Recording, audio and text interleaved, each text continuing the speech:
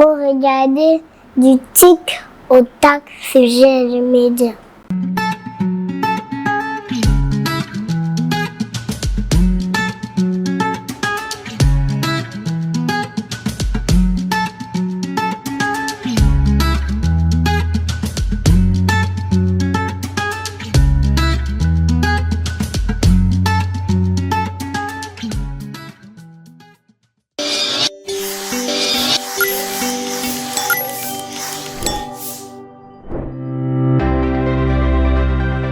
Savez-vous que vous pouvez étudier ou travailler au Canada et gagner plus de 76 000 francs par jour en tant que soudeur? Eh bien, vous ne rêvez pas. C'est bien possible grâce à GNG Consultings en partenariat avec l'agence de recrutement 237 Destination Canada. Vous vivez en Afrique ou tout ailleurs dans le monde et souhaitez immigrer au Canada pour étudier ou travailler? GNG Consultings en partenariat avec l'agence de recrutement 237 Destination Canada vous donne la possibilité d'améliorer votre vie en immigrant en toute sécurité au Canada en qualité de résident permanent, travailleur temporaire, étudiant. GNG Consultings et son partenaire 237 Destination Canada vous permettent de trouver du travail au Canada dans les domaines suivants: éducation, santé et services sociaux, génie civil, administration, manufacture, hôtellerie, restauration, ainsi que les technologies de l'information. Travailler une fois au Canada comme aide-soignant, infirmier, inspecteur en construction, infographe, graphiste, développeur d'applications, développeur web, menuisier, maçon, mécanicien, soudeur, chauffeur, technologue et technicien des sciences de la santé, technologue des laboratoires médicaux, technicien en génie électronique et électrique, architecte paysagiste et bien d'autres. Un accompagnement en procédure classique ou express selon votre profil. Pour plus d'informations, appelez-nous au plus 237 658 37 12 90. GNG Consultings. Soyez tranquilles, nous sommes là. Mesdames, Messieurs, bonsoir. Bienvenue sur GNG Media pour cet autre numéro de votre émission du Tic au Tac. Du Tic au Tac, votre dîner intellectuel qui porte, une fois de plus, la co-signature de l'indéboulonnable Romaric Penda. Et naturellement du très sémillant Raoul Patrick Bifeirok. Bonsoir Raoul. Bonsoir Romaric. Bonsoir à vous chers internautes. Merci d'être avec nous dans cette autre production du Tic au Tac qui reçoit aujourd'hui un homme qui s'est vite fait le porte-parole des faibles et qui récemment a porté le combat des dicolos avec les populations pour le déguerpissement, pour interdire le déguerpissement de ces populations dans la localité et naturellement la région du littoral à Douala. Il a bien accepté d'être notre invité. Avec lui, nous parlerons des questions d'autochtonie essentiellement et nous questionnerons également les affaires foncières au Cameroun. Abel Elimbilobe, bonsoir, merci d'être là. Bonsoir, Romaric. Ça fait longtemps que tu as disparu et tu réapparais dans un nouveau décor et je souhaite la bienvenue à cette nouvelle initiative qui prend son envol. Vous savez que j'ai toujours soutenu l'idée que les organes de presse, les médias soient nombreux, peut-être pas une prolifération, mais enfin, qu'ils soient nombreux pour permettre que l'opinion se construise sur la base de plusieurs sons de cloche. Oui. Et que personne ne se donne la capacité, la faculté de manipuler les consciences.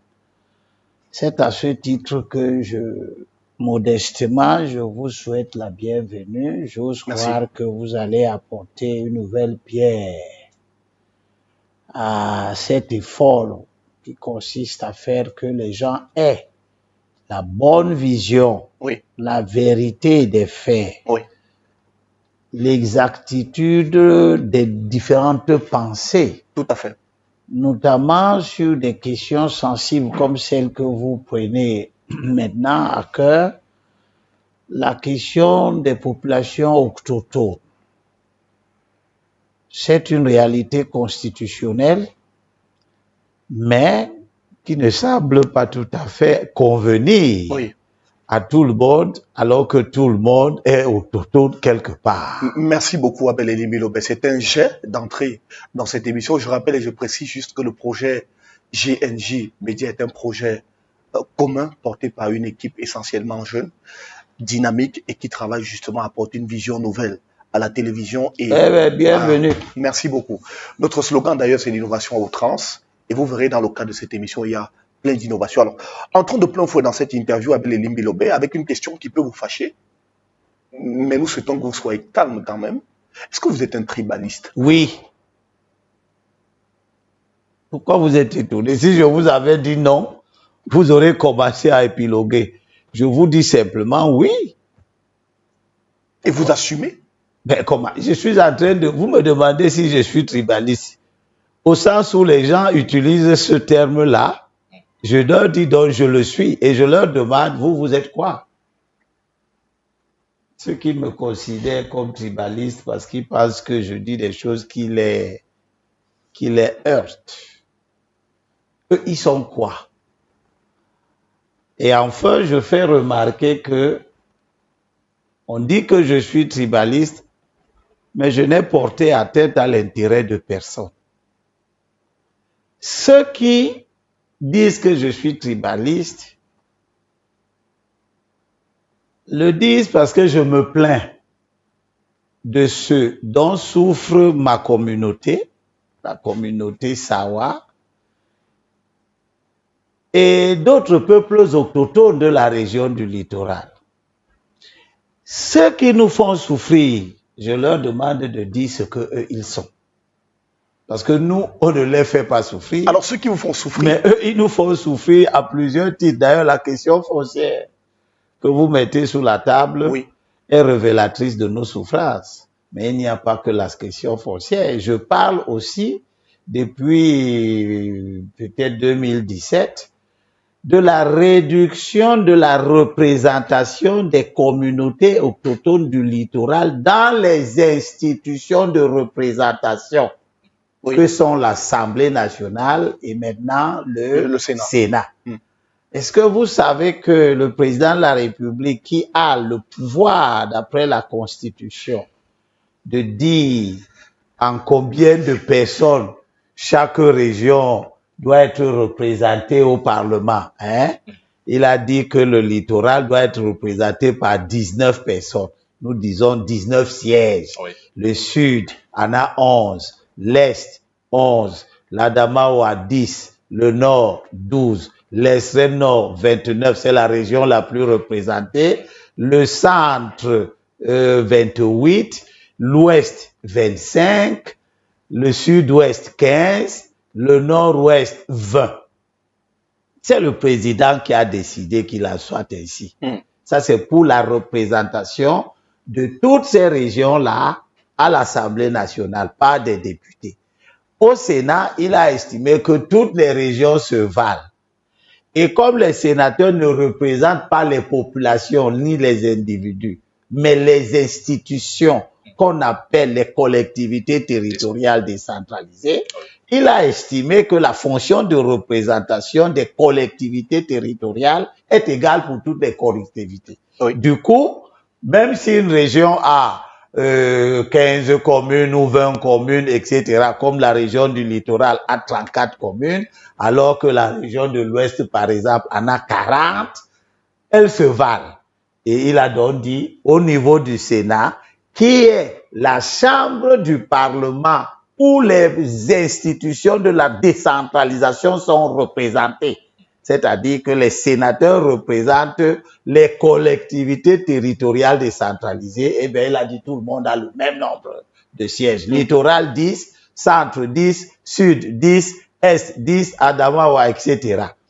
Donc, au Parlement, une région comme le littoral a 19 députés plus 10 sénateurs.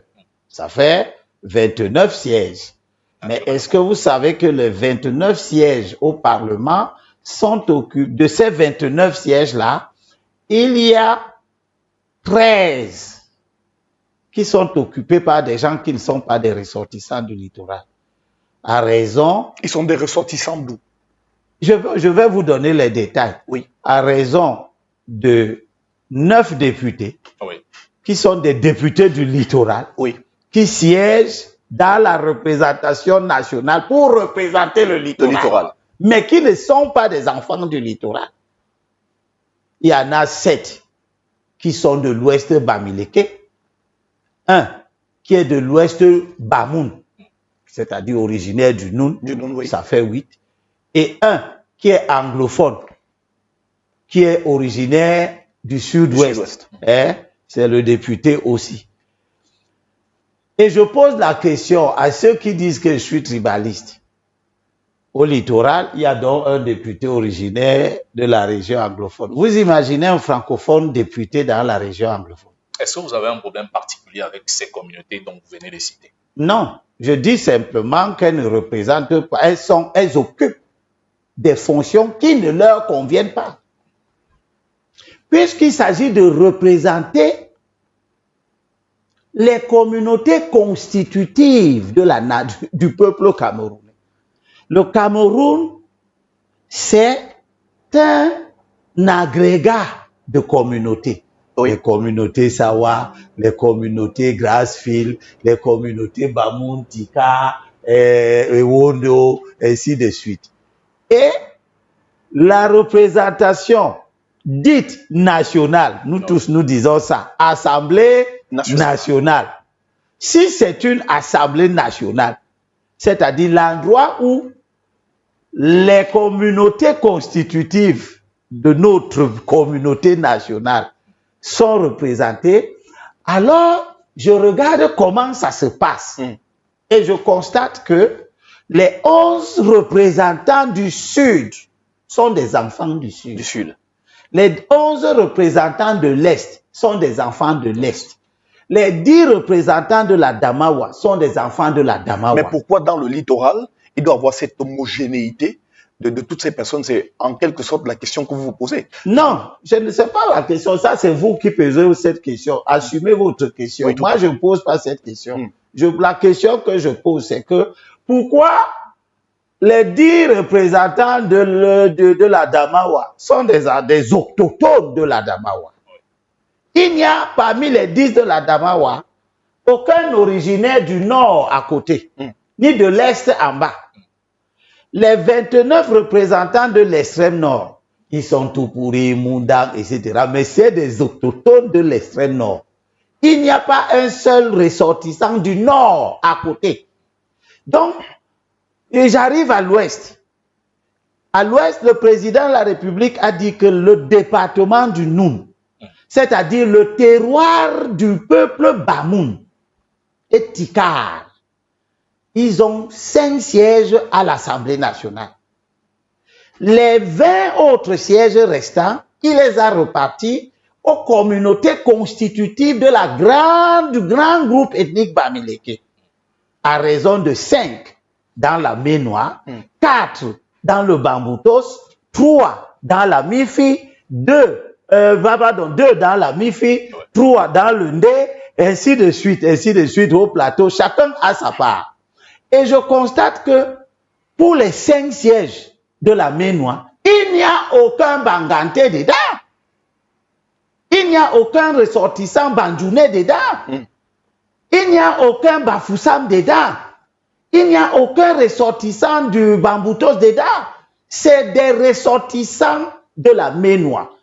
Et pareil pour toutes les autres contrées. Oui. Les 5 du Noun, ils ne sont que Bamoun et Tikar. D'ailleurs, attention, si vous fouillez, vous verrez que dans les 5 du Noun, il n'y a même pas de Tikar dedans. Personne parmi les 5 qui siègent pour le compte du Noun ne vient de l'ouest de Bamileke à côté. Le département qui est le plus proche du Noun, c'est le Bamboutos. Hein? Oui. Bangaté, la Mifi et tout ça, ils sont déjà loin là-bas. Oui. Au plateau, plus encore. Au Cam, plus loin encore. Ceux qui sont à côté là, c'est le Bamboutos. Il n'y a aucun ressortissant Bamboutos qui siège à l'Assemblée nationale dans les 5 sièges du Noun. Et quand je prends l'ouest anglophone, c'est-à-dire nord-ouest et sud-ouest, le nord-ouest a 20 sièges. Il n'y a aucun ressortissant anglophone du sud-ouest député au nord-ouest et vice-versa. Au sud-ouest, ils sont 15. Aucun député anglophone du sud-ouest n'est originaire du nord-ouest. ainsi de suite. Et arrivé au littoral, C'est une homogénéité. pourquoi ça Plusieurs change? personnes qui viennent des différents endroits. Ils ne sont pas comme ça au sud-ouest. Si je pars au sud-ouest, je ne vais pas trouver les ressortissants du nord-ouest, des Bamileke. Je vais pas. Si je pars à l'ouest au Bamileke, si je pars dans la Ménois, je ne vais pas retrouver les ressortissants du Haut-Nkam, les ressortissants du Kouki, les ressortissants du Ndé, les ressortissants de la Mifi. Ils ne sont pas dans la Ménois. Donc cet argument que vous évoquez ne marche pas. Mais Abel Elimbi Lobé, J'aurais compris qu'on ne prenne pas les ressortissants du nord ou du sud ou du littoral, quelque part dans l'ouest. Mais je ne comprends pas que les deux députés de la MIFI, jamais de la vie, depuis que le Parlement est Parlement, ne viennent d'ailleurs. aucun n'est venu D'ailleurs. du Kouki, le Kouki à côté de Banjoun. Aucun n'est venu du Ndé. Mais Abel Donc, Elimbi Lobé, je conclus que la perception que les populations et les acteurs politiques Oui. ont de la représentation nationale, c'est qu'elle est la représentation fidèle des communautés qui constituent la nation camerounaise. Dont les hommes politiques dans la pratique. Et quand je parle des hommes politiques, je ne parle pas seulement peut-être de vous et de moi. Je parle aussi du chef de l'État qui décide de toutes ces choses. Dont le parti respecte fidèlement ces choses-là au moment des investitures. Sauf au littoral. mais Et je pose la question, Elimbi Lobé, donc, je pose la question à l'envers de celle que vous avez posée. Pourquoi quand vous arrivez au littoral, vous changez? mais Abel Elimbi Lobé, d'aucuns vous font le procès, par exemple, d'avoir une haine viscérale contre le peuple bamileke. Oui, ça, c'est à eux qu'il faut demander. Ça, c'est une opinion. Si je me mets à commenter les commentaires, on n'en finira donc, quand pas. vous font ce reproche, et certains, lorsqu'on a annoncé la préparation de cette émission, sont allés jusqu'à dire que dans l'affaire d'Ikolo, alors qu'on ne connaissait même pas encore qui était celui caché derrière le projet, vous avez vite fait de pointer les Bamileke. Est-ce que vous avez un problème particulier avec ce peuple? Non. C'est les esprits courts qui résument ça comme ça, parce que c'est ça, cette terminologie qui les arrange. Ils se victimisent. Mais je viens une fois de plus de vous dire que restons d'abord dans ce que nous avons commencé à évoquer. On viendra dans l'affaire d'Ikolo, où l'un des occupants qui a été déguerpi sans raison s'appelle Nanan Demen. C'est un Bafan, c'est pas un Bali. Il est là, il a le titre foncier numéro 5 du Vouri. Il est là depuis 1940. Donc, laissez-moi ça.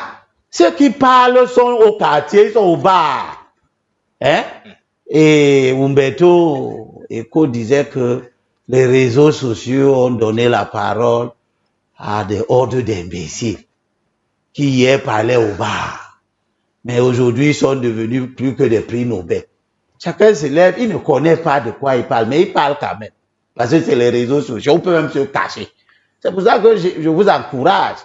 Parce qu'avec vos voix qui parlent et qui dit quoi. Je n'ai vu personne sur un plateau de télévision me dire que je suis tribaliste. Chacun vient seulement dire que, on dit que, toi-même qui parles, tu dis que moi je suis comment. Ils ne peuvent pas.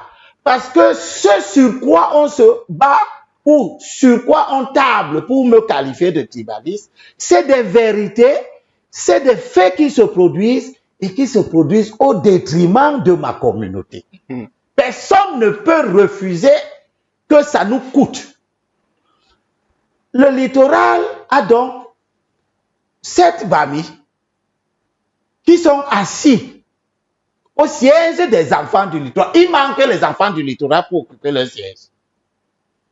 Sime, en Konsamba, dans le Mungo Nord, avec Ngancham, Mbapte, dans le Mungo Sud, avec Ndjemeli. Ils ne sont pas tous forcément du même parti. Hein? Ndjemeli est du SDF. Nietzsche, Ngahan Isaac, Fanja Gabriel, dans le Vouri. Est-ce que vous savez que dans cette tendance qui n'est pas contrôlée et selon le mode d'élection que nous avons, c'est-à-dire à la proportion, un système mixte qui est tantôt un système majoritaire, si vous avez plus de 50% des suffrages valablement exprimés, vous prenez tout. Là, le système est majoritaire. Mais s'il n'y a personne qui a plus de 50% valablement exprimé à l'élection, le système devient proportionnel, mais pas intégral. Nous sommes un peu compliqués. Et chacun des compétiteurs, chaque parti qui va aux élections peut recevoir quelque chose. Et on prend dans l'ordre de préséance de la présentation sur la liste. C'est-à-dire que si nous trois, Vouri-Est est une circonscription qui a 3 sièges, on nous classe sur la liste. Si notre liste a 2, on prend les 2 premiers. D'accord? Oui. On ne revient pas demander au parti que, bon, vous avez eu 2, donne les noms. Donc, le classement sur la liste est très important au moment où vous déposez votre candidature. Oui. Regardez donc ce qui se passe à Vouri-Est. Comme les partis politiques n'ont pas le courage de faire la politique de la vérité, et comme la loi électorale, le code électoral n'est pas précis dans la prise en compte des composantes sociologiques, la loi dit simplement, le code électoral dit simplement que les listes de candidatures doivent prendre en compte la composition sociologique de la circonscription. Ça ne veut rien dire. Une circonscription comme Vouri-Est, on trouve dans les Bassa, qui sont des autochtones. On trouve les Bakoko, qui sont les autochtones. Puis on trouve toutes les autres communautés venues des contrées de l'intérieur qui sont établies ici. Et qui peuvent même être numériquement plus nombreuses que les communautés autochtones. C'est ce qui arrive à la communauté Bamileke, qui est largement installée dans la circonscription de Vouri-Est. Du coup, les partis politiques qui draguent les électeurs estiment que si tu veux gagner l'élection à Vouri-Est, il vaut mieux mettre les Bamileke devant. Résultat, tous les partis qui présentent des candidats à Vouri-Est prennent la peine de mettre un Bamileke devant. Parfois même, les 3 sont Bamileke. Par exemple, le SDF l'a toujours fait. 3, Vouri-Est a 4 sièges, autant pour moi. Eh bien, le SDF mettait 3 Bamileke en tête pour dire à la communauté Bamileke, vous voyez, nous, on vous aime beaucoup, il faut que ce soit vous. Le RDPC, il fait un peu du 50-50. Il met 2 Bamileke en tête, puis il met un peu les autres. Regardez ce qui s'est passé en 2020. La liste du RDPC avait 2 Bamileke en tête. Ngahan Isaac, et puis, Ngahan Isaac, en deuxième position, Madame Pokosi, qui est au Toto du canton Bassa. Bon. Et puis, 3e position, Bami. 4e position, je pense, un ressortissant du centre. Non, c'était même Hervé comme qu'on avait mis. On a dit qu'il est français, on l'a enlevé, on l'a remplacé par Mwendi Boundje, qui est le chef de canton, dont un autre autochtone. Donc, la liste du RDPC avait un Bamileke en tête, un autochtone dans deuxième position, 3e position, un Bamileke, et 4e position, un autochtone. La liste du SDF avait 3 Bamileke en tête et un autochtone du canton Akwa, Tongo, en 4e position. La liste du PCRN avait un ressortissant de l'Ouest, Bamoun, en tête, et puis le reste qu'on a dispatché partout. On est allé aux élections. Le RDPC a gagné 2 sièges sur les 4. On a donc pris les 2 premiers. Ngahan Isaac, Bami. Vous voyez, le Bami s'assoit d'abord au canton Akwa. Et ça vous gêne? Non, je suis en train de vous dire ce qui se passe. Ne cherchez pas à savoir si ça me gêne. Voilà ce qui se passe.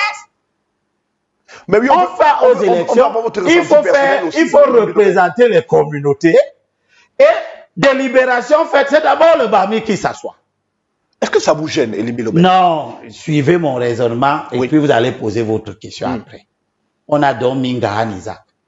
En deuxième position, le RDPC a eu l'outrecuidance de mettre Madame Pokossi, dont elle est aussi passée. L'autochtone est deuxième.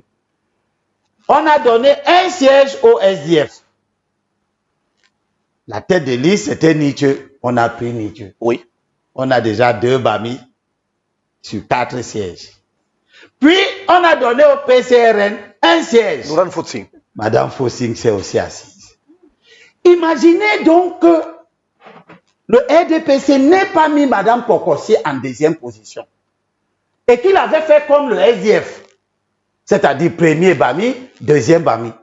Du coup, tous les Bakoko et les gens du canton Bassa auraient été représentés par 4 ressortissants de l'Ouest. Et je pose donc la question, c'est juste? À vous de répondre. Vous êtes Non, je vous pose vous aussi, vous êtes des Camerounais. Ah ben- N'ayez pas peur que votre auditoire, ça aussi ce que vous pensez. Non, ça c'est pas comme ça. Comment? On pose. Oui, c'est nous. Bon, ok, ce n'est pas à vous. c'est Je du pose la Tikota. question à ceux qui vous écoutent. Oui. Est-ce que c'est juste que le canton Bassa, entité constitutive du peuple camerounais, le canton Bakoko, il faut représenter ces gens. Et c'est le Bamoun et les Bami qu'on prend. Si c'est juste, dis simplement que oui, c'est juste. Moi, je dis ce n'est pas juste. Parce que si on continue comme ça, il va arriver que les peuples autochtones du littoral peuvent ne pas du tout être représentés à l'Assemblée. Tout simplement parce que les gens ont fait des petits calculs qui se basent sur la démographie électorale. Mais Abel Elie Bilobé. On drague les peuples qui sont très nombreux, les communautés qui sont très nombreuses, on les classe en tête de liste, et patati et patati. Abel Elie Bilobé. Oui. Est-ce que ces personnes qui sont dans la région du littoral, dans toutes ces circonscriptions, est-ce que la question aujourd'hui est La de savoir... question c'est est-ce qu'elles ne peuvent pas représenter le littoral? Non, même pas ça. La question aujourd'hui est de savoir, est-ce que le problème c'est d'où vient cette personne ou alors c'est est-ce que ces personnes portaient réellement les aspirations du peuple? Ces 2 questions sont valables, n'ayez pas peur de les poser. Oui. Alors, si vous posez ces questions, la réponse se trouve dans qu'est-ce que l'Assemblée nationale est. Si elle est une représentation de la population, on devrait même avoir aussi des Nigérians, etc. Parce qu'ils sont là. Elle n'est pas une représentation de la population. Vous voyez très bien que le littoral est plus peuplé que l'Ouest. D'ailleurs, tous les Bamileke quasiment vivent au littoral. Mais l'Ouest a plus de sièges que le littoral. Je vous ai dit que l'Ouest a 25 sièges de députés. Le littoral n'en a que 19. La région du président de la République lui-même, il lui a donné seulement 11. Le centre, qui n'est pas sa région d'origine, il lui a donné 28 là-bas. Personne ne sait pourquoi, c'est discrétionnaire. Donc ça ne représente pas la population. Ça ne représente pas les étendues. Le littoral est plus grand que l'Ouest. L'Ouest c'est une petite région comme ça. Hein. Aujourd'hui, Abel Attends, je finis. L'Ouest est une toute petite région comme ça. Mais elle a au Parlement 35 représentants. On a saucissonné l'Ouest en 40 communes. Quelles sont les raisons fondamentales? Personne ne sait. C'est des discrétions du chef de l'État. Donc, comme les représentants là, les députés, ne représentent donc pas la population, il faut bien qu'ils représentent quelque chose, non? La Constitution dit de façon péremptoire que les députés représentent le peuple. Hein? Quand vous lisez, nous allons lire ça ici, dans la petite partie réservée aux législatifs. Alors, l'Assemblée nationale est composée de 180 députés élus au suffrage universel. Le nombre de députés de l'Assemblée nationale peut être, chaque député représente l'ensemble. Il faut bien savoir ce que le constituant a dit. Chaque député représente l'ensemble de la nation. Oui. Très bien. Et non l'ensemble de la communauté. Il ne représente pas la population. Il ne représente pas les communautés autochtones. Oui, exact. Il représente l'ensemble de la nation. Peut-être c'est dans ce cas qu'il y ait cette répartition. C'est ce qui légitime le comportement des hommes politiques. En disant, je suis Bamou, je suis élu dans une circonscription du canton Bakoko. Je ne représente pas les Bakoko. Mais pourquoi les Bakoko ne partent pas aussi dans le monde tu poses pour trop de questions et comme ça, tu ne laisses pas qu'on comprenne. C'est normal, les Pourquoi ça vous dérange? Je représente la nation. Je suis d'accord. Si tu représentes donc la nation au canton Bakoko, qu'est-ce qui explique qu'on ne prend jamais un enfant de la Ménois pour représenter la nation au compte du Bamboutos? Mais pourquoi les Bakoko ne partent pas représenter la nation au Bamboutos, par exemple? Non, ils sont loin.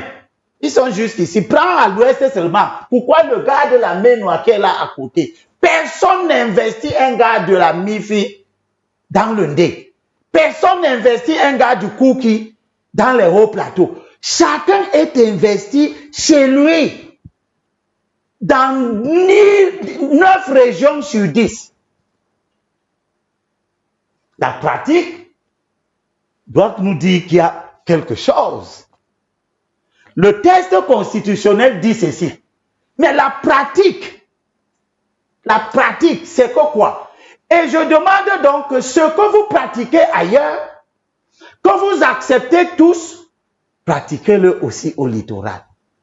Comme tous les enfants députés de l'Ouest sont des natifs de l'Ouest, laissez que tous les enfants qui doivent être députés dans le littoral pour représenter la nation, qu'ils soient aussi tous originaires du littoral. C'est ça qu'est l'égalité. Autre chose, c'est une discrimination. D'accord. Laissez que tous les enfants du littoral qui représentent la nation soient des autochtones du littoral, comme ils sont des autochtones du sud, du centre, de la Damawa, etc., jusqu'à l'extrême nord. Sinon, quel est l'argument qui fait que, arrivé au littoral, vous changez ce que vous faites partout ailleurs? Peut-être parce qu'il y a beaucoup de miel dans le littoral, tu sais. Le miel? Oui, peut-être parce que... Mais bon, les députés ont les mêmes salaires. Leurs salaires ne dépendent pas de la circonscription. Peut-être parce que le littoral offre peut-être beaucoup plus d'opportunités à ces députés. Mais ça on te dit qu'ils représentent la nation. C'est-à-dire que d'autres ici représentent les tout pourris. Abel Elie Bilobé, je propose... Qui ne l'ont jamais vu, qui ne l'ont jamais élu, ou il n'a jamais fait campagne là-bas. Qu'est-ce que ça prouve? Ça prouve que cette assertion dans la Constitution est fausse.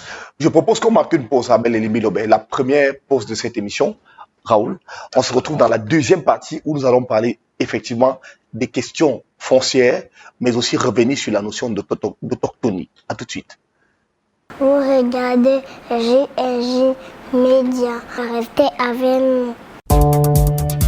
Désormais, retrouvez Grasté chaque dimanche dès 18h30 sur JNJ Media pour le round-up de l'actualité de la semaine.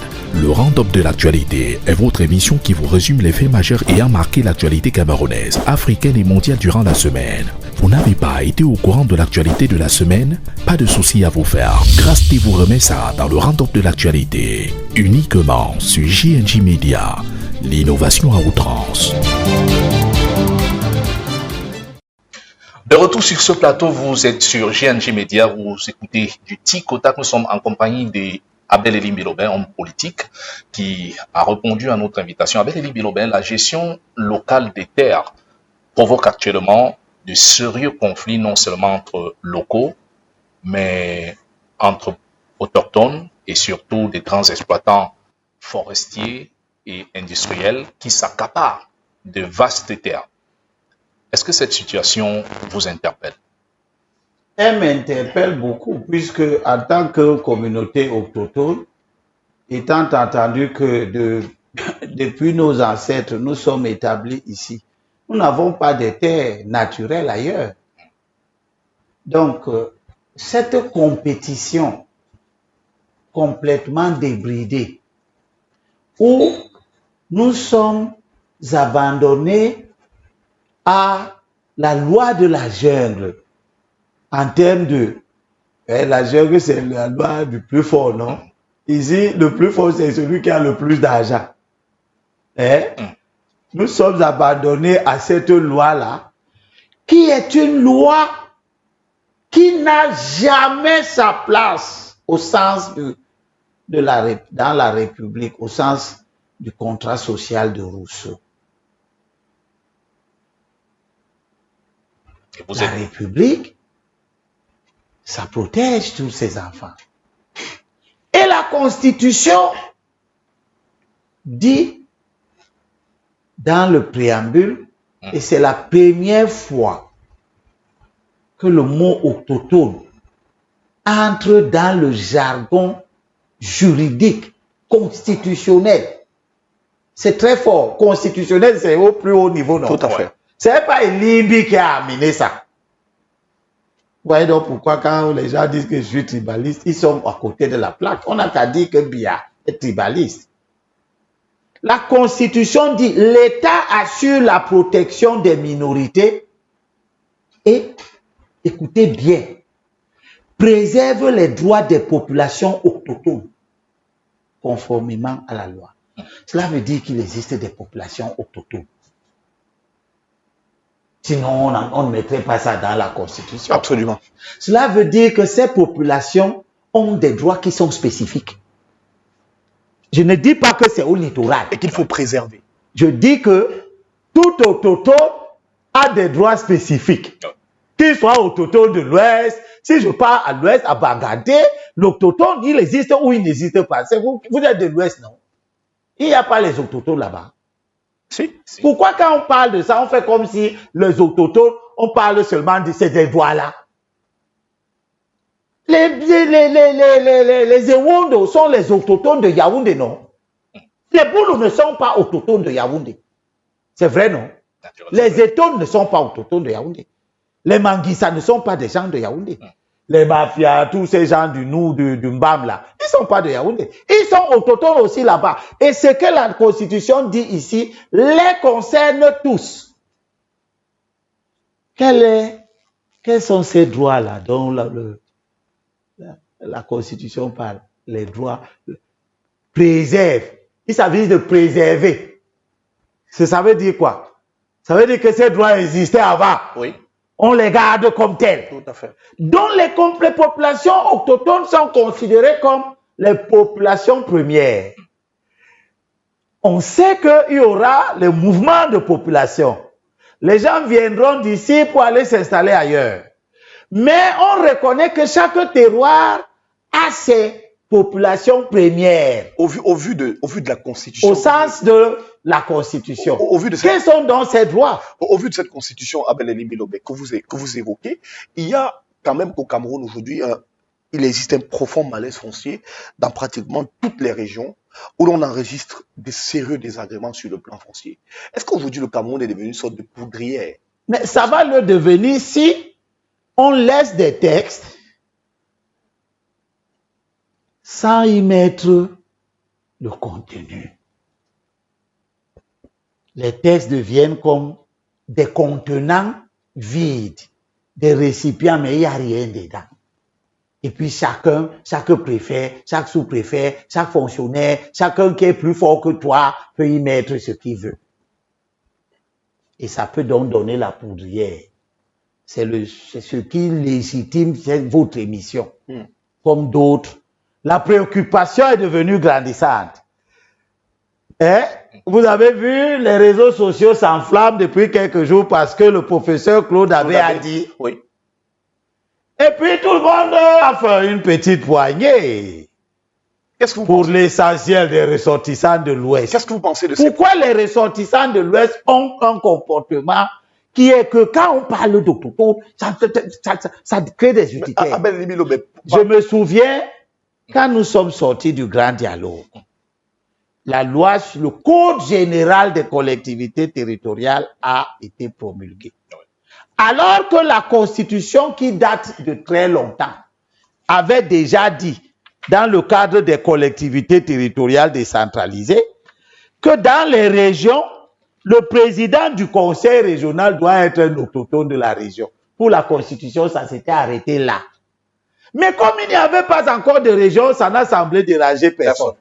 Dès qu'on sort du grand dialogue et qu'on a introduit dans le Code général des collectivités territoriales décentralisées le principe que le maire de la ville, c'est-à-dire le président du conseil de la communauté urbaine, on n'a pas dit que c'est Douala, puisqu'il y a 11 ou 14 communautés urbaines. Tout à fait. Douala, Yaoundé, Bafoussam, Kribi, Gaoundéré, Garoua, Limbe, Kumba, et ainsi de suite.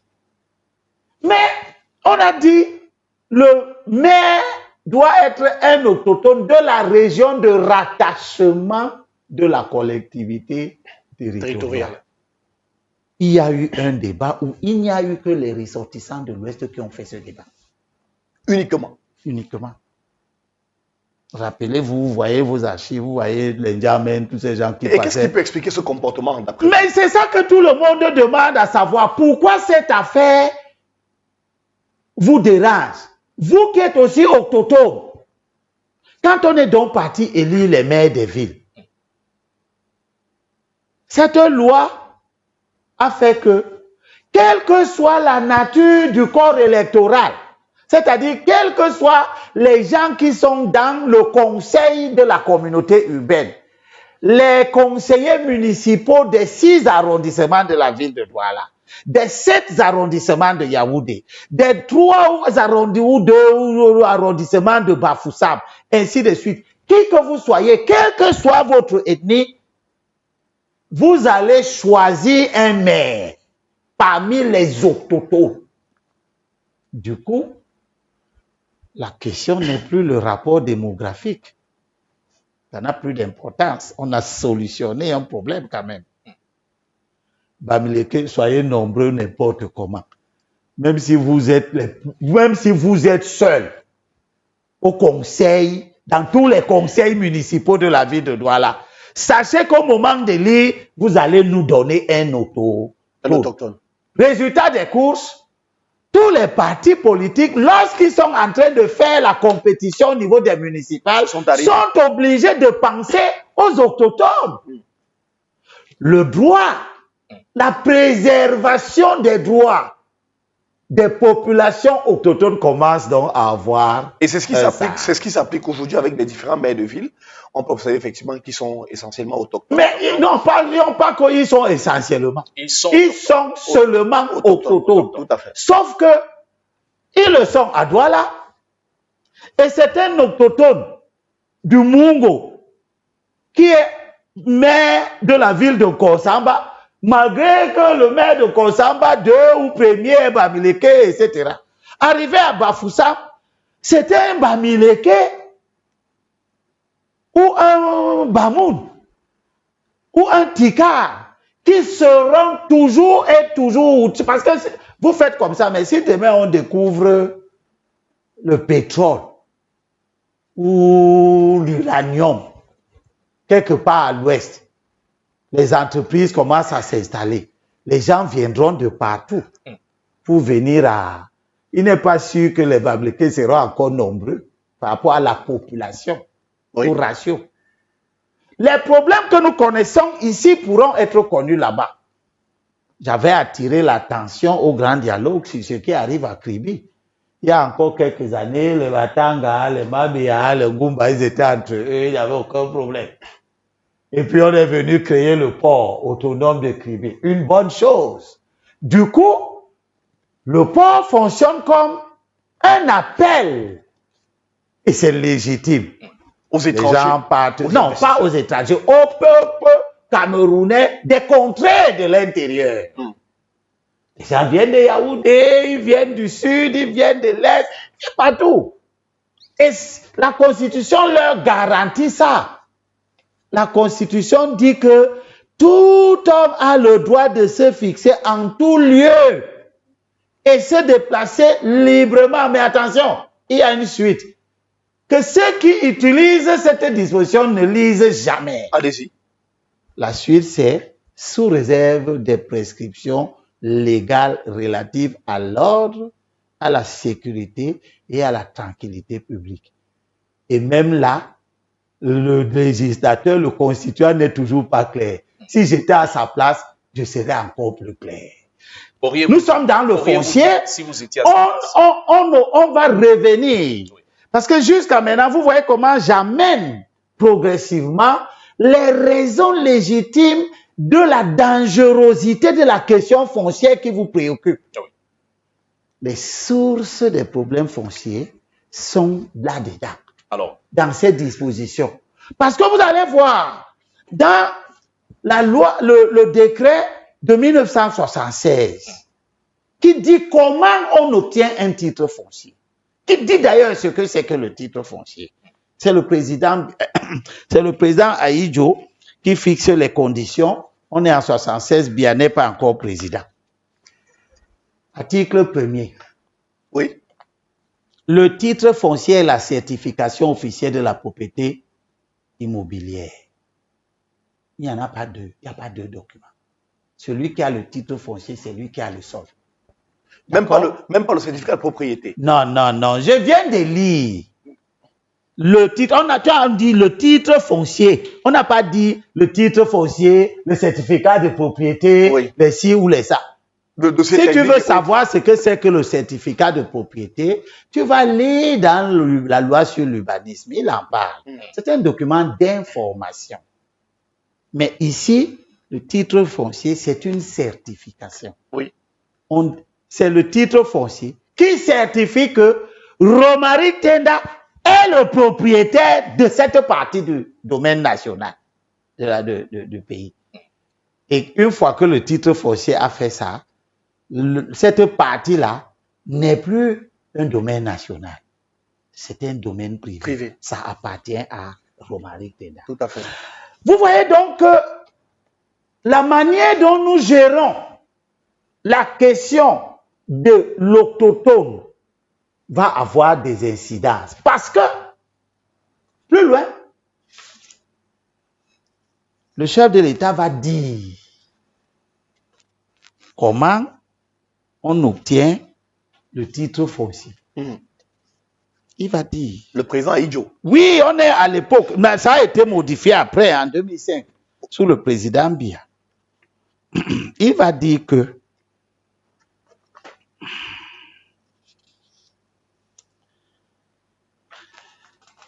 j'espère y arriver très vite. Oui. Alors, article 9. Oui. Quand vous allez regarder beaucoup de documents émis par le ministre, et tous les ministres, pas seulement ici, concernant les litiges fonciers, on va vous renvoyer à l'article 9 de ce décret. Écoutons ce qu'il dit. Et vous voyez que il y a une consécration de la communauté autochtone. Article 9. Il s'agit du paragraphe 1er de la section 2. Des personnes habilitées à solliciter l'obtention d'un titre foncier. Comme quoi tout le monde n'est donc pas habilité à obtenir l'obtention d'un titre foncier. Nous sommes ici, je traduis d'abord l'esprit avant de lire, dans l'immatriculation directe. C'est-à-dire obtenir un titre foncier sur une dépendance du domaine national. Le domaine national étant la terre qui appartient à la nation camerounaise, pas à l'État, à la nation, et dont l'État et les communes, les collectivités territoriales décentralisées sont les gestionnaires. Article 9 dit donc que sont habilités à solliciter l'obtention d'un titre foncier sur une dépendance du domaine national. Il faut que vos téléspectateurs retiennent bien. Allez-y.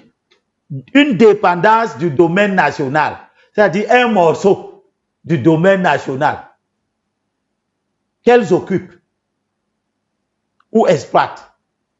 On dit, sont habilités à solliciter l'obtention d'un titre foncier sur une dépendance du domaine national qu'elles occupent ou exploitent à les collectivités coutumières.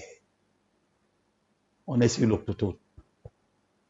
Est-ce que les Bamis sont les collectivités coutumières de Congo, de Dibobari? Non. Donc, on est sur l'octoto. Les collectivités coutumières, leurs membres, c'est-à-dire les octotos. Tout à fait. Collectivité coutumière, c'est la collectivité de Japoma, la collectivité de Bassa du Vouri, la collectivité des Belles, les cantons. Hein? Oui. Canton Fotouni. C'est différent du canton autre chose.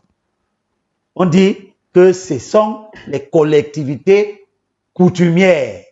On aurait dû dire normalement les collectivités octoto. Mais on a utilisé le mot collectivité coutumière. Leurs membres.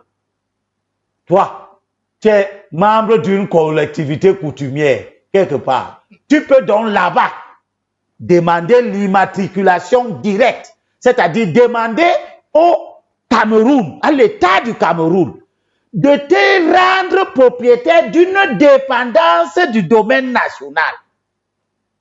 Je vais vous lire d'abord ce que c'est que le domaine national. Avant de lire ce que c'est que le domaine national, on a vu dans des transactions de terrain, on voit des collectivités qui, effectivement, se constituent avec leurs fils, qui ont des hectares de terrain et qui décident, par exemple, de les revendre aux individus. Des hectares de terrain titrés et les revendent à des individus ressortissants d'autres endroits Et même à des exploitants étrangers.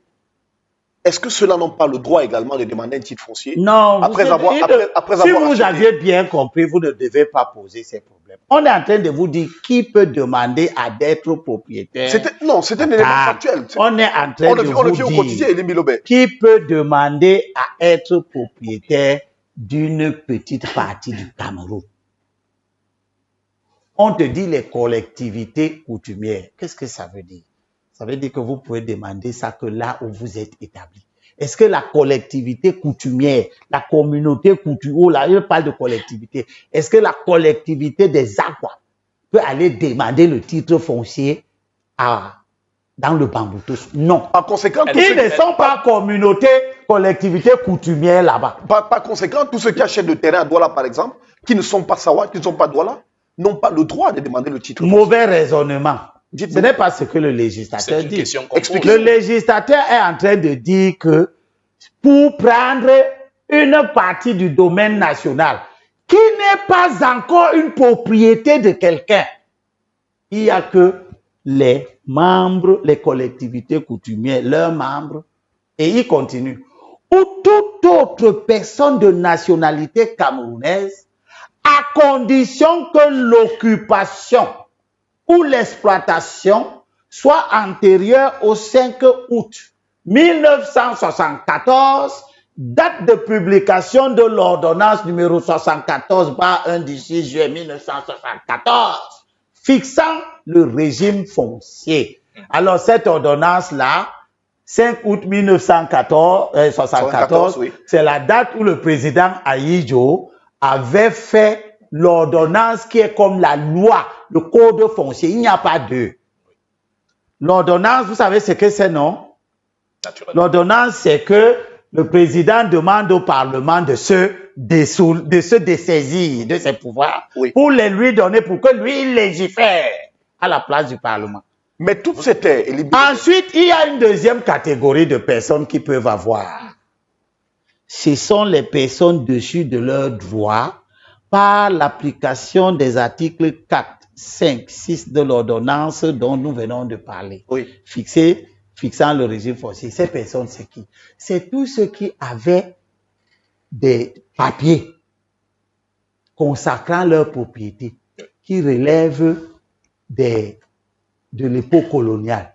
Dans l'ordonnance de 74, on leur avait donné 10 ans pour transformer ces papiers, par exemple le livret foncier, le Green Book, pour les Allemands, des halls, machin comme ça, il y en a là, pour les transformer en titres fonciers. Au-delà de ces 10 ans, ces gens avaient été déchus de leurs droits de propriété. Les terres qui leur appartenaient à l'époque coloniale, qu'ils n'ont pas transformées en titres fonciers pendant la période des 10 ans là, l'État a décidé que ces terres sont reversées dans le domaine national.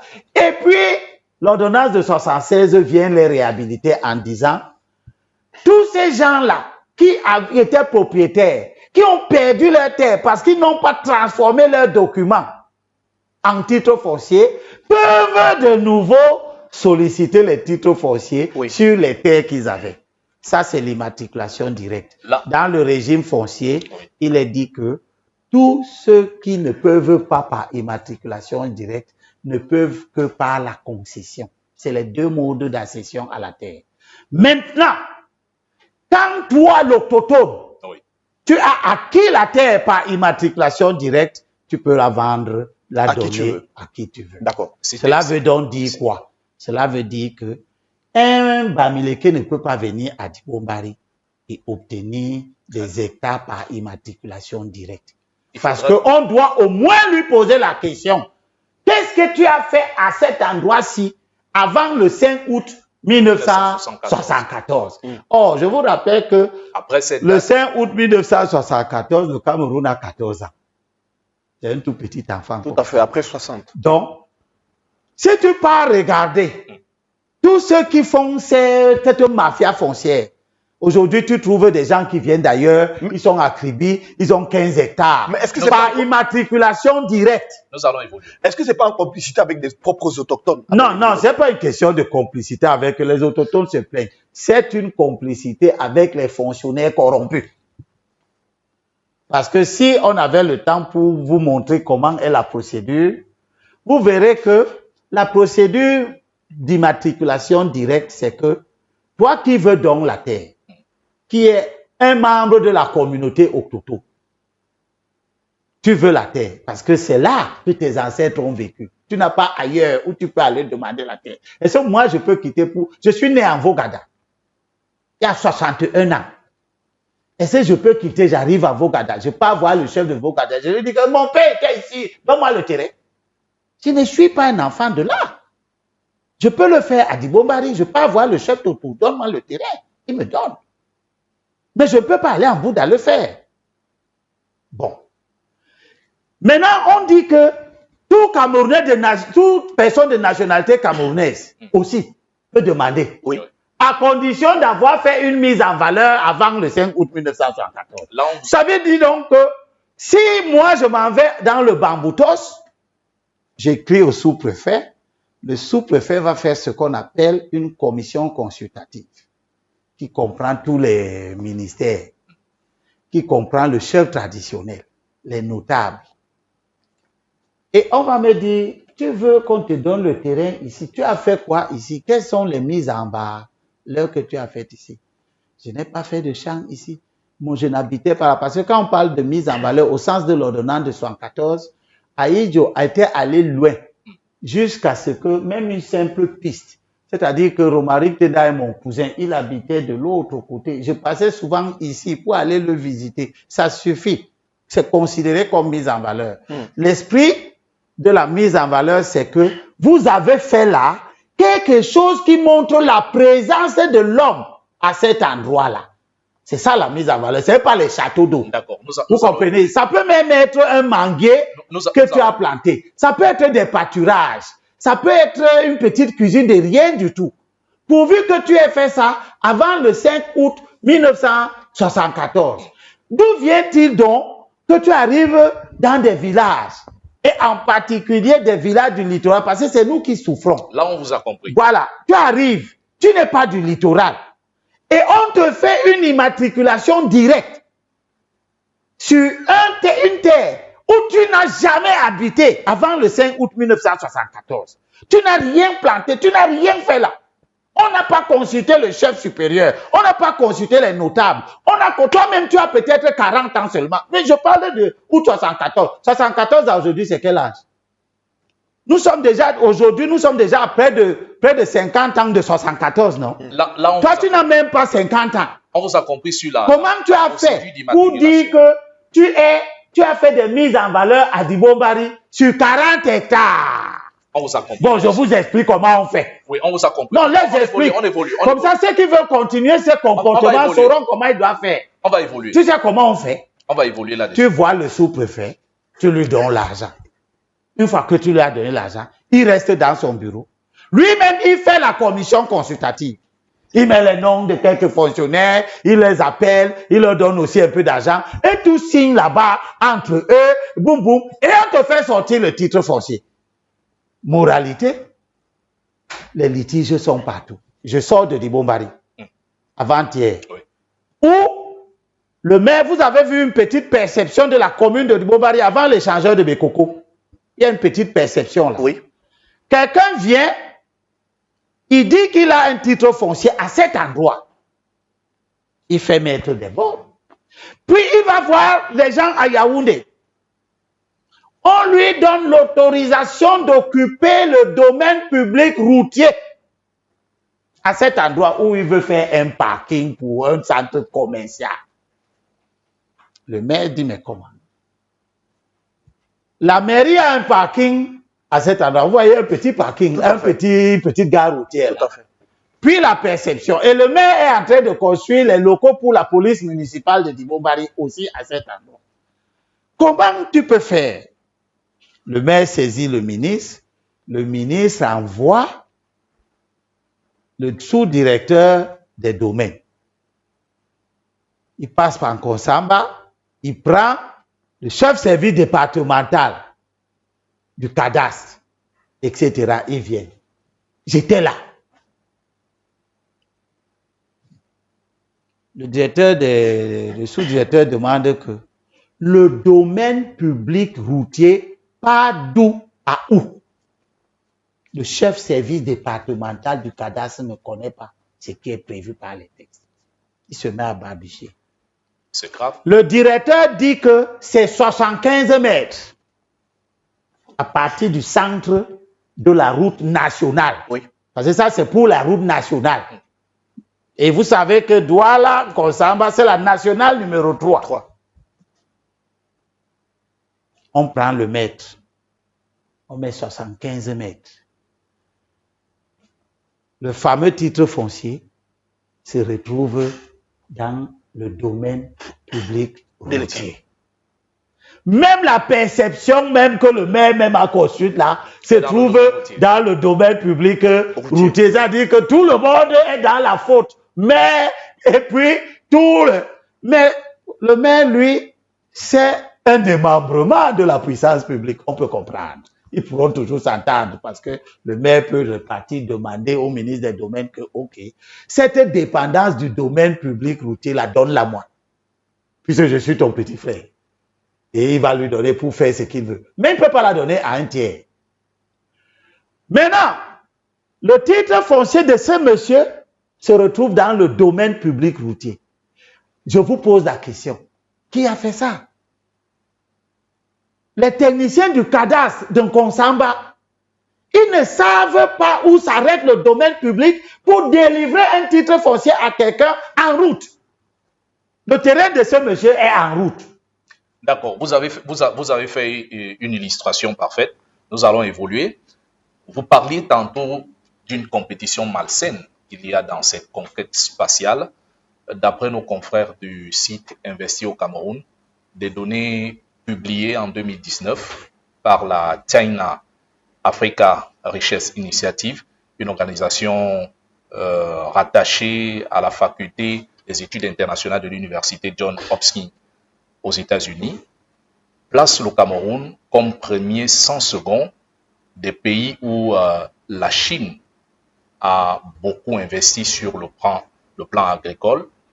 Est-ce que vous pensez que cette nouvelle forme de colonisation agraire est une menace à l'équilibre social? Bon, c'est vous qui appelez ça colonisation. Moi, ce n'est pas une colonisation. Ils viennent chez vous, ils vous consultent, ils mettent en route. La colonisation ne nous consultait pas. Hein, la spécificité de la colonisation, c'est que vous n'avez pas de civilisation. C'est les autres qui en ont. Ils vous civilisent. C'est une autre forme d'occupation de l'espace spatial. Oui, non, il faut utiliser les mots qui sont corrects. Si vous parlez d'occupation, dites pas colonisation.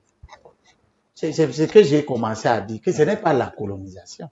Nous sommes un État indépendant. On a la faculté de dire oui ou non. Ils achètent les terres ou ils les louent. C'est des concessions. C'est légal. On appelle ça la concession. Mais ils achètent en tant que qui? En tant que tous ceux qui ne peuvent pas avoir accès à une dépendance du domaine national par la voie de l'immatriculation directe. Mais pourquoi avec des locaux, ça Non, vous dérange? peut-être vous contestez la politique, mais pour le moment, je vous explique la procédure légale. Ils sont des Chinois. On ne les a pas traités comme Chinois. On les traite comme vous et moi. Oui. C'est-à-dire, il n'est pas autochtone de l'endroit. Il n'a pas fait une mise en valeur là qui date d'avant le 5 août 1964. Mais on peut lui vendre des terres. La deuxième voie d'accès à la terre, c'est la concession. C'est ce qui est prévu dans l'ordonnance de 1974. La concession, c'est quoi? Est-ce que c'est seulement pour les étrangers de l'extérieur? C'est pas C'est ça pour que les je t'ai Camerounais? dit que non. Je t'ai dit non. Expliquez à nos téléspectateurs. Voilà, la concession, c'est que je dis à l'État que je veux faire une plantation de blé de 200 hectares. Donne-moi le terrain. Et l'État te dit, fais un cahier de charge. Dis comment tu vas faire. Première année, je vais défricher. Deuxième année, je vais planter. Troisième année, je vais installer l'usine de grainage. Quatrième année, je vais faire ceci. Je vais recruter tant nombre de personnes. L'État regarde ce cahier de charge-là, qui est une déclinaison de tout ce que tu veux faire. Ce n'est pas l'État qui te dit ce que tu veux faire. C'est toi-même qui dis à l'État ce que toi, tu as l'intention de faire. L'État voit que c'est bon pour lui. Il y a création d'emplois, il y a création de richesses. Il te dit, OK, monsieur le géomètre, allez délimiter l'endroit que monsieur Tenda veut. Le géomètre vient faire ce qu'on appelle un bornage simple. Dans un premier temps, il repère les limites que toi, tu as dit que tu veux occuper. Tout à fait. Il repère ses limites. Il prend donc les coordonnées parce que le géomètre, lui, sait que ce point-ci, les coordonnées, latitude, longitude, etc., c'est temps. Quand il a fini ça, on te fait ce qu'on appelle une concession provisoire. L'État te concède donc ce terrain-là dans les limites que toi-même tu as choisi. Alors, pour te faire ça, il y a ce qu'on appelle une commission consultative. Parce que tu peux choisir un terrain et ça crée les litiges. Tu peux choisir un terrain, ça entre dans le titre foncier de l'autre. Donc, on prend toi-même qui demande, tous ceux qui sont à côté de toi, les services compétents, domaine, cadastre, etc. Et tout ce monde siège avec le chef du village ou là où tu veux faire tes choses. Parce qu'il n'y a pas une terre qui n'est pas dans un village. La commune, le maire, tout ça, dans la commission consultative. Monsieur Zambo est à Bamboutos. Il veut 250 hectares. Ça part d'ici à ici. Est-ce que vous êtes d'accord? S'il y a une seule personne qui dit non, le sous-préfet s'en va d'abord.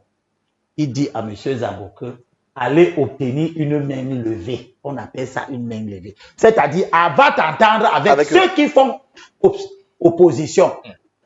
Vous vous entendez? S'il n'y a plus d'opposition, il te signe une main levée et la commission redescend sur le terrain.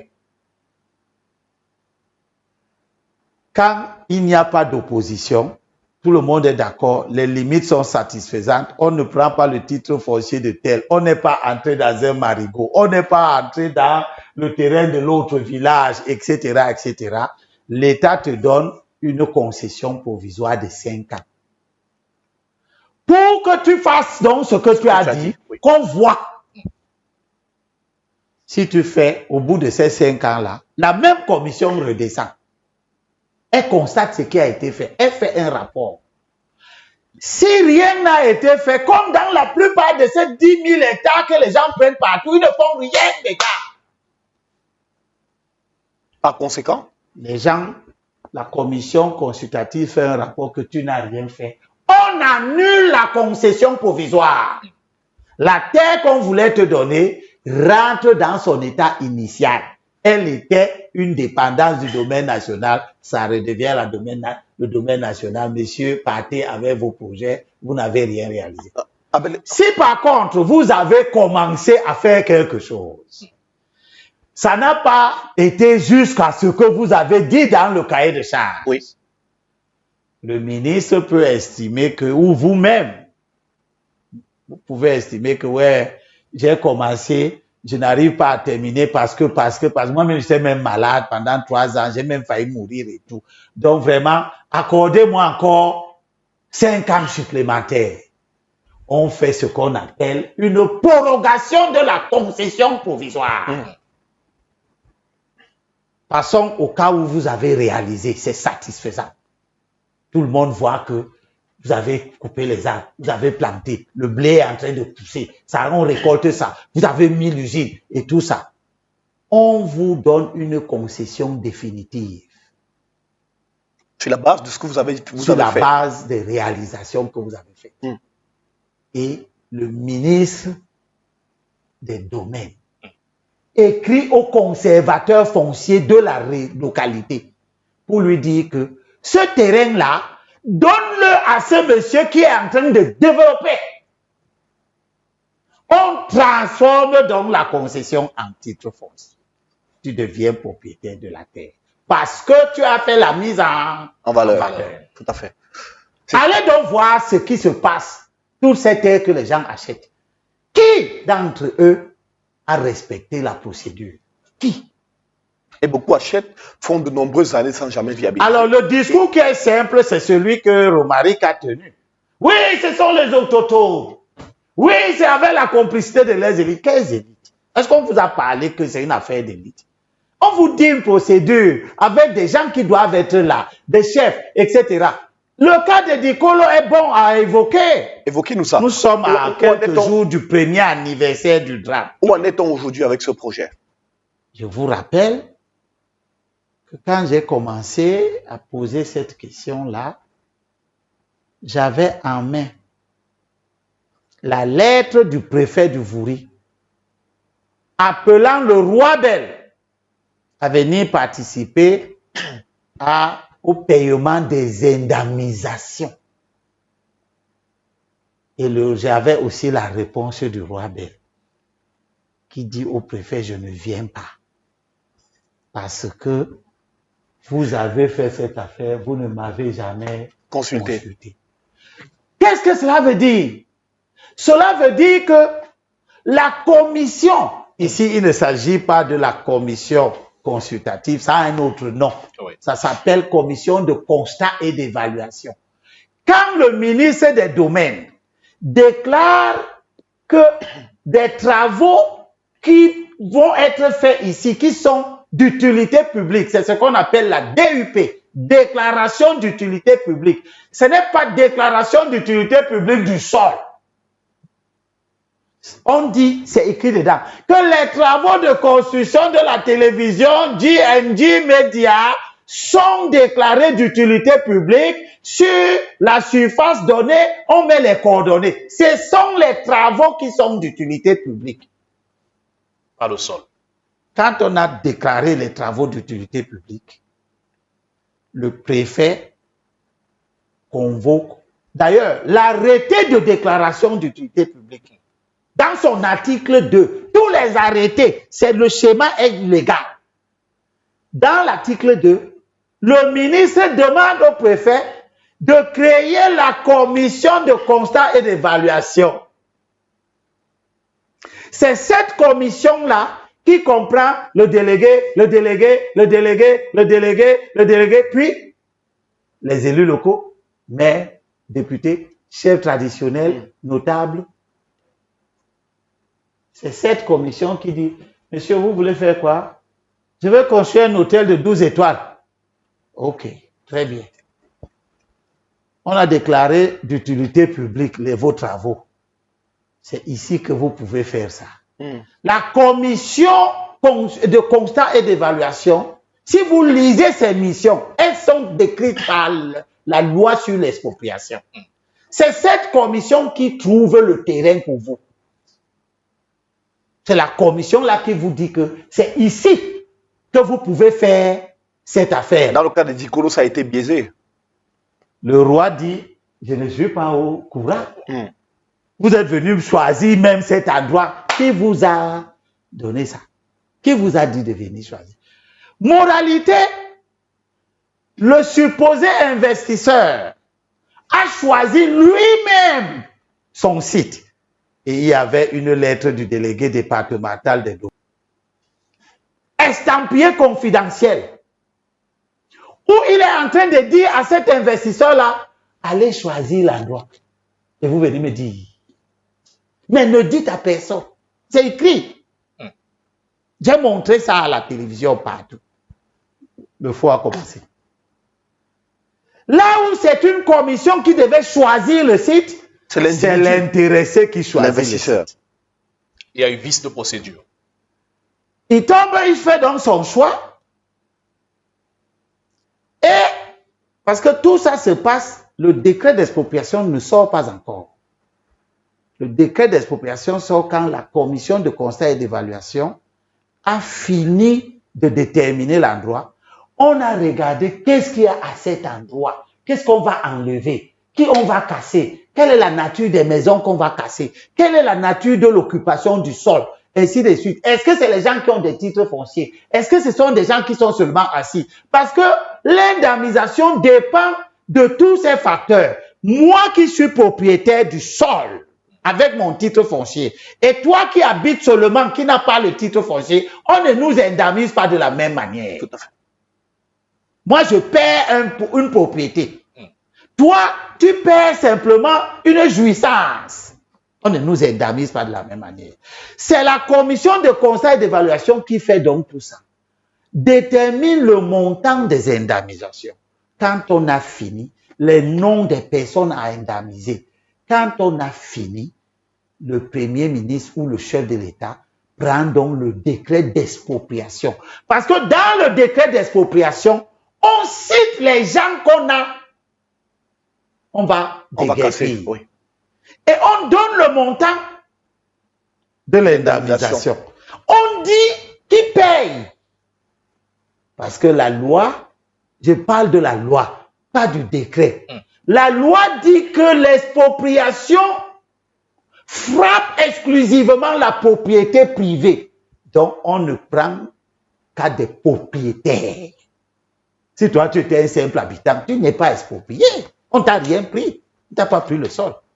La loi dit que on ne prend, l'expropriation ne frappe que la propriété privée. Et le décret d'application de cette loi-là, là-dedans, le président précise qui paye. Qui paye les indemnités. Dans le cas Il dit que celui qui paye les indemnités, c'est le bénéficiaire de l'expropriation. Tout à fait. Dans le cas de Dikolo, oh, la loi, je termine. La loi dit que celui qui bénéficie de l'expropriation ne peut être qu'une personne morale de droit public. C'est-à-dire l'État lui-même ou ses démembrements. Monsieur Romaric Tenda ne peut pas bénéficier de l'expropriation. On ne peut pas prendre à Raoul pour donner à Romaric. Ce n'est pas ça l'esprit. Ce qui s'est passé à Dikolo, c'est qu'on a pris à 21 personnes qui ont des titres fonciers, dont certaines datent d'avant la naissance de l'État du Cameroun.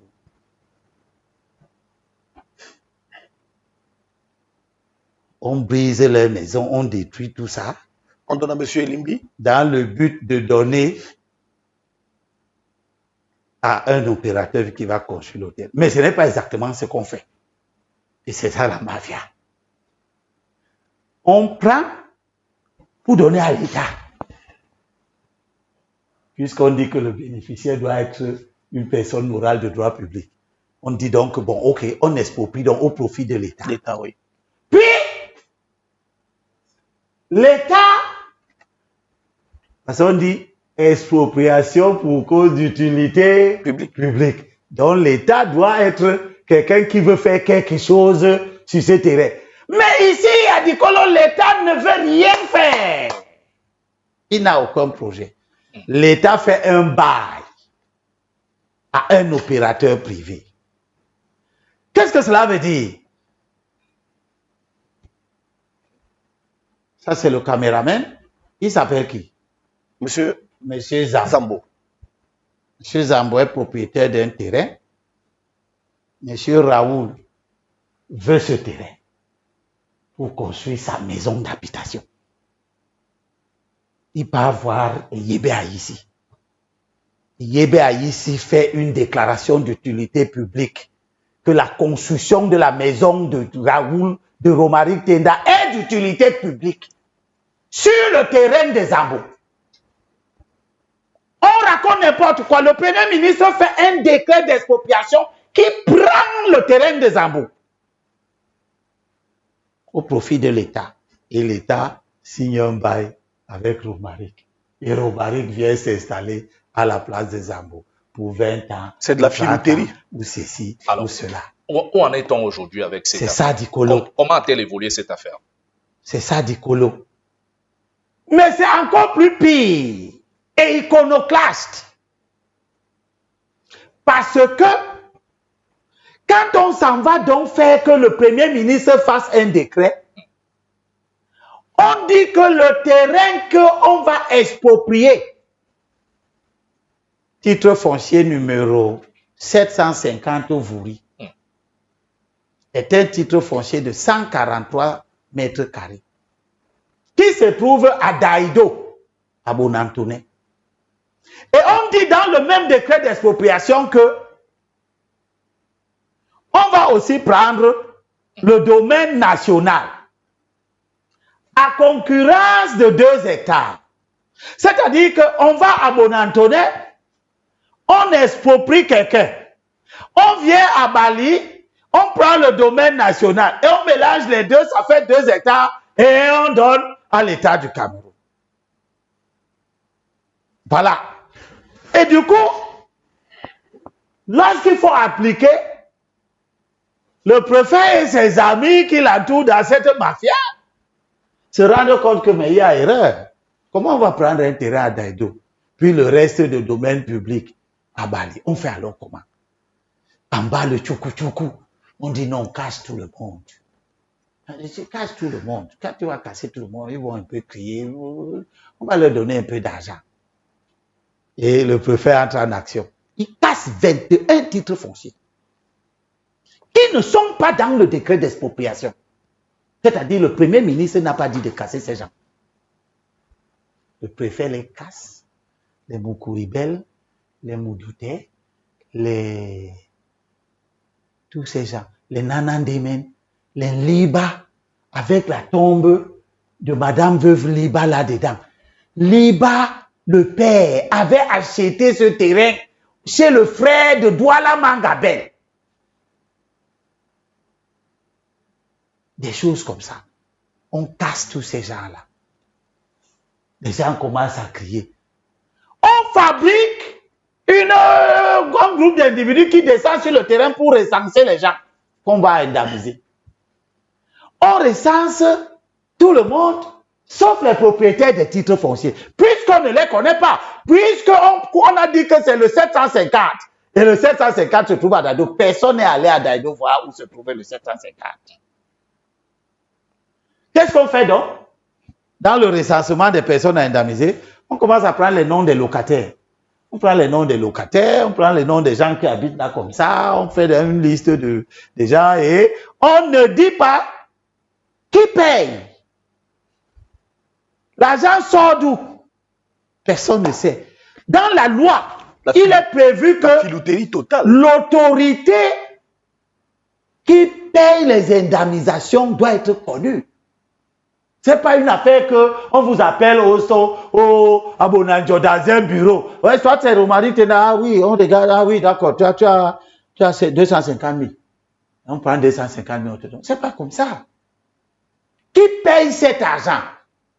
Mais Elie Bilobé, est-ce qu'aujourd'hui... Qui est en train de supposer cette supposée indemnisation? Elie Bilobé. Et je me retrouve devant un certain Chinwako qui dit que oui, lui il est en train de donner l'argent pour faciliter le départ des gens. Tu donnes l'argent pour faciliter le départ des gens en tant que qui? On a vu votre duel sur Vision 4. Tu es qui dans cette affaire? Parce que nulle part dans l'affaire, ton nom n'apparaît. Toi, tu es qui pour sortir ton argent pour faciliter le départ des gens. Donc, toi, tu as déjà appris ça. On casse déjà à Yoube, quelqu'un se dit que oui, il venait prendre un peu d'argent pour quitter vite. Ces gens-là, tu veux qu'ils quittent, pourquoi ça te concerne? Donc, si Chinwako est en train de distribuer l'argent, c'est bien parce que ça le concerne. Ça le concerne en tant que qui? Mais en tant que quelqu'un qui a donc signé un bail avec l'État sur cet endroit. Or, pour que l'État signe un bail, il faut que lui soit propriétaire. Qu'est-ce qui s'est donc passé? Les bandits ont donc fabriqué à l'État 3 titres fonciers à cet endroit. C'est-à-dire, là où on n'a pas exproprié. On a exproprié à Daïdo, mais c'est à Balika on vient fabriquer les titres fonciers, 3 titres fonciers, 924, 925, 926 Vouri, fabriqués en avril 2020 à Bali. L'État se fabrique donc les 3 titres fonciers. Et ce sont ces 3 titres fonciers qui met dans le bail, qui donne à Chinwako. Or, comme les gens sont des criminels et que les crimes ne sont jamais parfaits, les 3 titres fonciers qu'on a fabriqués ne sont pas contigus. Un est ici, l'autre est là-bas, un autre est là-bas. Et entre ces titres fonciers, les gens habitent. Ils sont propriétaires, ils sont sur leur terrain. Les gars sont coincés. On fait comment? Parce que si les 3 titres fonciers là étaient contigus, alors pourquoi on fait 3 titres fonciers si le terrain est continu? On devrait tout simplement délimiter tout cet endroit et faire un titre foncier. Or, le Eyebe ici dans son bail, il parle d'un titre foncier. C'est-à-dire que dans leur esprit, en réalité, comme il y en a 3, ils allaient mélanger ça pour fabriquer un qu'on met en bail. Il ne parle pas de 3 titres fonciers. Le bail ne concerne pas 3 titres fonciers. Comment je fais un bail avec le titre foncier 924 et le titre foncier 925 et 926 se retrouvent aussi dans le bail? Comment cet opérateur va faire? Son fameux hôtel, il va le construire sur le 924, puis il saute. Il va le construire aussi la suite sur le 925, il saute. Il va construire l'autre suite sur le 926. Donc c'est un hôtel qui est à l'intérieur du quartier éparpillé ici, partout, partout. C'est ça qu'on a organisé à Dikolo. Alors, Abel Elimbilobe, aujourd'hui, vous qui portez ce combat avec les populations de Dikolo, est-ce que vous avez déjà porté plainte par rapport à cette situation et comment vivent les populations aujourd'hui qui ont été déguerpies, dans quelles conditions? Il y a eu 2 plaintes. Premièrement,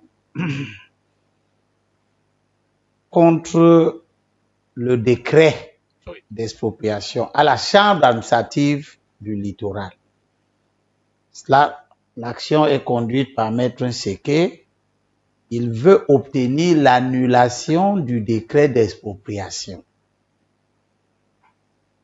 Il porte plainte au nom de ses clients qui sont les populations déguerpies, les propriétaires des titres fonciers, qui ne sont pas cités dans le décret d'expropriation.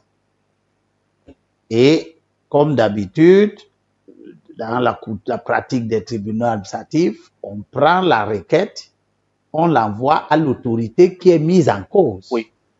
On a donc envoyé la requête au Premier ministre. Et le Premier ministre a fait son mémoire en défense en disant au juge administratif du littoral, il faut débouter les plaignants parce que moi, je ne les ai pas expropriés. C'est écrit noir sur blanc. J'ai exproprié le titre foncier 750 Vouri. Tous ceux-ci, je ne les ai pas expropriés. Ils n'ont pas qualité à se plaindre. Et le juge administratif a donné raison au Premier ministre. Il a débouté les plaignants pour défaut de qualité. Qu'est-ce que ça veut dire? Ça veut dire qu'ils ne sont pas expropriés. Et pourtant, on a détruit leurs biens. Au vu de la réaction du Premier ministère, nous avons donc dit, OK, comme le Premier ministère dit qu'il ne les a pas expropriés, eh bien, nous sommes donc en situation d'atteinte à la propriété foncière. C'est une autre loi qui s'applique, qui réprime les atteintes à la propriété foncière. On a donc attaqué, Maître Bonge a attaqué le préfet au pénal. Et nous attendons l'aboutissement de cette action En ce sens qu'un préfet, on ne le juge pas dans le département qu'il commande. Oui. Donc, la Cour suprême doit envoyer le procès dans une autre juridiction ailleurs. Oui. En l'état actuel de mes informations, on aurait envoyé ça à l'Est, à Bétois. On attend, maître, et bon, devait suivre tout ça un moment. Mais ce qui m'intéresse, c'est de voir que tous ces problèmes fonciers que vous ressentez comme étant une bombe à retardement qui se met en place, tous ces problèmes sont le fait des fonctionnaires et des hommes d'affaires. Les hommes d'affaires organisent la violation des lois en corrompant toutes les chaînes de décision, en refusant que les décideurs de la fonction publique ne fassent leur travail. Nous avons deux correspondances. L'une du secrétaire général de la présidence, l'autre du secrétaire général du premier ministère, qui écrivait pour se plaindre que l'opérateur économique ne laisse pas les fonctionnaires faire leur travail. Vous comprenez très bien ce que ce discours veut dire. C'est la corruption. Depuis le début de cette affaire, est-ce que vous avez eu l'occasion de rencontrer le préfet? J'ai rencontré le préfet dernièrement. Quand le ministre de l'administration territoriale était à Douala, il m'a fait l'honneur de m'inviter pour qu'on parle un peu. Et le préfet s'est amené, à ce moment-là, il a commencé à parler. J'ai dit au ministre que c'est ce préfet qui met le désordre dans la ville de Douala et qu'il était bien qu'il quitte la ville de Douala. Parce que aujourd'hui, les enfants de Dikolo meurtris comme ils sont, dehors éparpillés, des chefs de famille, des gens qui, quelqu'un comme les Moukouribel, il travaillait à la régie, il est né là, il est avec son frère qui est décédé, etc. Il avait des terrains, il a construit, il a mis mis en valeur. On a rasé tout ça. Moukouribel n'a plus de maison. Il vivote chez des parents qui lui ont donné un salon à occuper, des choses comme ça. Ils sont nombreux comme ça. Nanan Demain, dont l'un des fils se trouve à Haïti. À Haïti ou au Guadeloupe, je ne sais pas. Il est venu ici, il m'a rencontré. On a détruit leur maison en étage qui était occupée par Zénith Assurance. On a rasé tout ça. On a rasé ailleurs les Moudouté. L'un des tout premiers avocats camerounais, Moudouté Bey, dont les enfants vivent en Europe. On a rasé tout ça. Liba, on a rasé les traces, y compris la tombe de Madame Veuve Liba. On a rasé tout ça. Tous ces gens, la bataille est que on reconnaisse la tête grave à leur propriété et surtout que la responsabilité individuelle du préfet soit retenue pour que ce soit lui qui soit pénalement responsable. Et c'est ce que je lui ai dit ce jour quand on s'est vu. Je lui ai dit, Monsieur le préfet, je suis en train de travailler pour que vous soyez au tribunal. Pour que vous soyez au tribunal.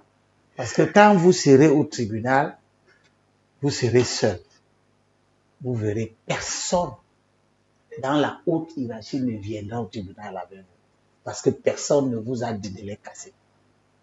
Vous les avez cassés de votre propre chef pour des intérêts qui vous sont personnels.